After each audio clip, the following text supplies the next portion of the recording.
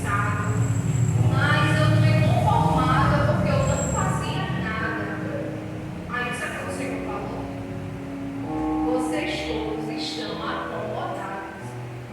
Todos os dias eu tenho pão do céu para derramar sobre a vida de vocês. E vocês estão acomodados com o que vocês têm recebido de mim. Ou que não têm recebido de mim. E aí eu fiquei, o Senhor, realmente. Porque quando a gente busca todos os dias que o Senhor se revela, muitas das vezes a gente se conforma. O maná, ele era dado para aquele dia. As pessoas queriam guardar, só que o outro dia não servia. E aí eu fiquei muito triste. Eu disse, Senhor, realmente, se o Senhor trouxe esse sonho e me deu esse entendimento, é porque as nossas vidas estão assim. Nós estamos nos conformando ou não estamos buscando da forma que nós deveríamos buscar. E aí eu fiquei, esse pão. Jesus, ele é o pão vivo que desceu dos céus. O Senhor, ele tem pão para derramar sobre as nossas vidas todos os dias. Assim nós venhamos buscar. E o que é que nós estamos fazendo? Nós estamos procurando migalhas no chaveiro.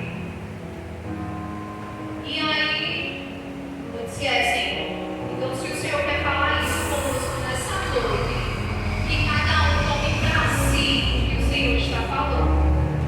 Eu tenho muito temor do que eu estou dizendo. Primeiro, a palavra ela foi impactada na minha vida. Eu disse, eu estava com sonho e eu estava no meio das pessoas que eu não fazia nada, então eu vou da mesma forma que elas. Eu preciso do pão vivo na minha vida. Eu preciso desse pão, eu preciso da restauração. Como a pastora pregou há umas semanas atrás, nós temos que estar a cada dia em construção diante do Senhor. E aqui, a mesa não é um convite. Ela é uma ordenança maravilhosa. Só que muitas vezes nós somos acomodados. Nós damos desculpa, mas chegará o dia que o Senhor vai dizer, mostra-me as tuas mãos. E aí, qual vai ser a desculpa que nós vamos dar? Então, aqui eu coloquei que a mesa é lugar de reconciliação e perdão. O reencontro de José com os seus irmãos, quando ele libera perdão, foi um cenário que havia a mesa. Então, a mesa, ela é um lugar de provisão. Ela é um lugar que o Senhor nos convida todos os dias para estar na mesa. E nessa noite nós temos uma mesa aqui com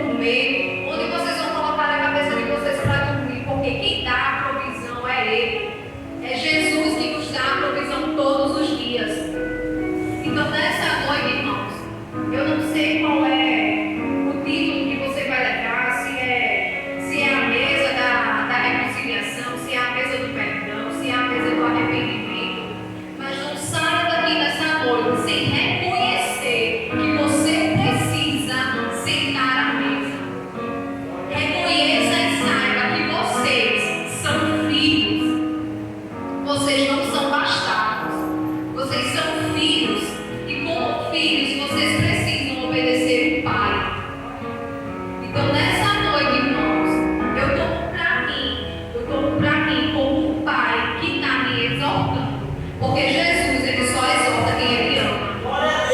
Então, nessa noite, você dobra o seu joelho, você peça perdão, você volte à mesa. A mesa está aqui, ela não é um convite. A mesa, ela foi proposta lá em Êxodo. Então, ela é uma ordenança que nós devemos fazer ela todos os dias. Não se preocupe com o seu alimento natural, se preocupe com o seu alimento espiritual. E aí ontem eu estava vendo uma postagem de uma pastora do Ciro, e ela postou assim: se não orar, não coma.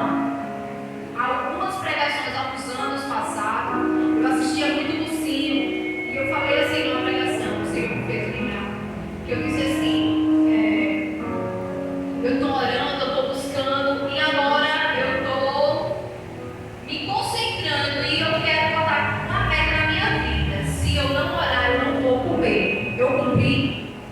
Não, eu não cumpri. Só que nessa noite, o Senhor fala que Ele é o pão e que nós precisamos nos alimentar dele. Não adianta você cantar, você tocar, você dançar, se você não tem um relacionamento com Ele na mesa. Então, nessa noite, é essa palavra que eu quero deixar primeiramente para mim, primeiramente para minha vida. Essa palavra que o Senhor me trouxe a revelação desse sonho. E o engraçado é que tudo que eu sonho eu quero contar. Tem uma irmã compartilhando o sonho com ela. Digo, irmã, junte comigo esse sonho. E aí, dentro do próprio sonho, eu ia contar para a irmã. E na hora, o Espírito Santo dizia: não, você não vai contar. Então, irmãos, eu entendi. E se no sonho eu tivesse contado, quando eu acordasse, realmente eu ia contar para a irmã. Irmão, eu tive um sonho, no sonho eu me contava. Só que muitas das vezes que o Senhor fala comigo, quando é um sonho que eu posso contar, Ele diz. Mas quando é um sonho que eu não posso contar, no sonho realmente Ele diz que não é para me contar. Então eu entendi que esse sonho não era para ser compartilhado. Era para ser compartilhado agora, no momento certo e com as pessoas certas, porque aqui eu olho para o rosto de vocês e eu lembro do sonho, porque cada um de vocês estava no sonho. Então, que nessa noite nós venhamos dobrar o nosso joelho e venhamos fazer uma oração sincera diante do Senhor. Que diante do Senhor a gente não tem capa, a gente não tem máscara, né? Quem é você quando ninguém me vê? Então é assim que o Senhor nos vê, quando ninguém está ao nosso redor, quando não tem pai, não tem mãe, não tem esposo, não tem filho, é Ele que nos conhece. Então que você se humilhe verdadeiramente, que você fala as suas fragilidades,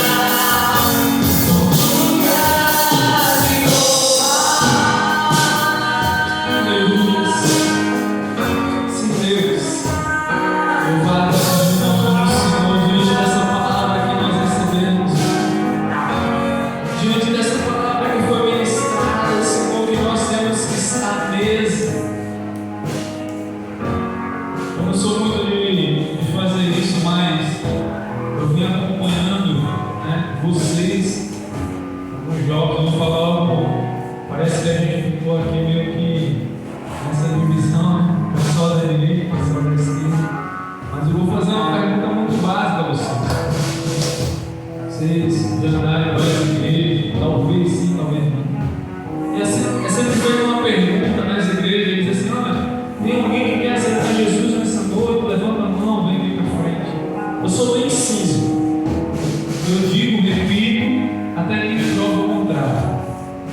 Não é você que aceita Jesus, é Jesus que lhe aceita. Você pode dizer, não, eu vou aceitar Jesus. Não, é Jesus que lhe aceita. Você ainda não tem esse poder para dizer, não, eu aceitei Jesus. Não, Jesus que me aceitou. Jesus que quis você. Porque se ele dissesse que não era não, não é você. A Bíblia diz que antes que nós o amássemos, ele nos amou primeiro. Então não está em nós esse poder. Mas eu quero perguntar a vocês nessa noite.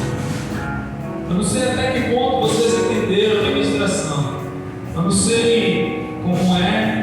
De alguns até eu converso, eu não sei como é a família de vocês, o momento. Mas eu quero fazer uma pergunta básica. Se vocês realmente querem dar, se tem algum de vocês que querem dar um passo de fé, dizer assim, que nem vocês me chamam, olha professor, hoje eu quero dar um passo de fé, eu quero mudar a história, eu quero seguir um rumo diferente, eu quero fazer algo realmente conforme foi ministrado, conforme eu estou vendo aí, eu quero fazer algo que realmente, de vontade, agrade o coração de Deus, que eu possa sinceramente lutar e vencer e ter uma nova vida para o Senhor, que nem nós cantamos, ser verdadeiramente uma nova criatura. Tem algum de vocês aqui que quer dar esse passo, que quer tomar essa decisão? Isso é muito individual. Isso não é você, ninguém, não é você chamar ninguém, dizer vamos, não. É você e você. É algo só seu. É você ter essa coragem e dar esse passo de fé. Tem alguém que quer dar esse posicionamento de vocês?